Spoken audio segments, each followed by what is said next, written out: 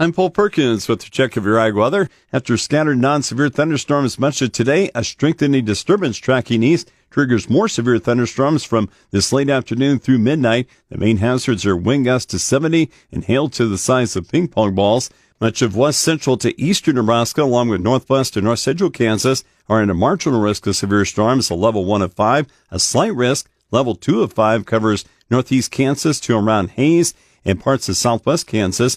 Locations along the southeast of the line from Salina to Dodge City and Liberal are in an enhanced to moderate risk, the levels 3 and 4 of 5. Sunshine returns tomorrow through the weekend with the building ridge of high pressure. Highs warm from the upper 70s to the mid-80s tomorrow to mostly the upper 90s to the mid-100s for Friday and Saturday. Thunderstorm chances and cooler weather return for early next week.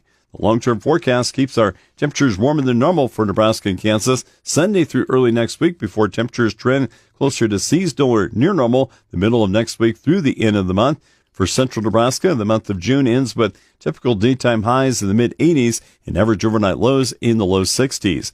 Nebraska and Kansas rainfall likely to be above normal Sunday through June 30th, especially for Nebraska and far northern Kansas the early half of next week.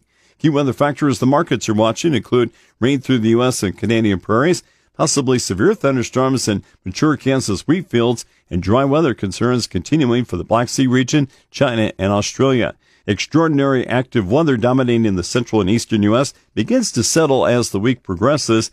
The next couple of days, rainfall totals of 1 to 3 inches, possibly locally higher amounts, should still occur from the central plains eastward, including much of the mid-south, midwest, and northeast. Thunderstorms last night resulted in numerous reports of large hail and wind damage in Kansas, with wind gusts up to 101 in Wichita and 89 in Hutchinson. A major severe weather event across Kansas today is a concern for damaging a mature wheat crop just before harvest. Heat spreads eastward as drier weather arrives, with late week temperatures topping 100, at least as far north as Nebraska, and readings exceeding 90 in nearly all areas east of the Rockies, with the exception of the northern U.S. By the end of the week, meaningful rain is mostly limited to the northern U.S., although tropical moisture may start to spread into southern Texas. Towards the Canadian prairies, northern areas of Saskatchewan and Manitoba are in need of rain, and there's finally a chance this week to improve crop conditions. In the dry south and east areas of the Black Sea region, spotty and light rain continues, helping a little in some lucky areas while others stay too dry. Australia's wheat establishment remains a concern, with limited rain favoring the west over the driest areas in the south.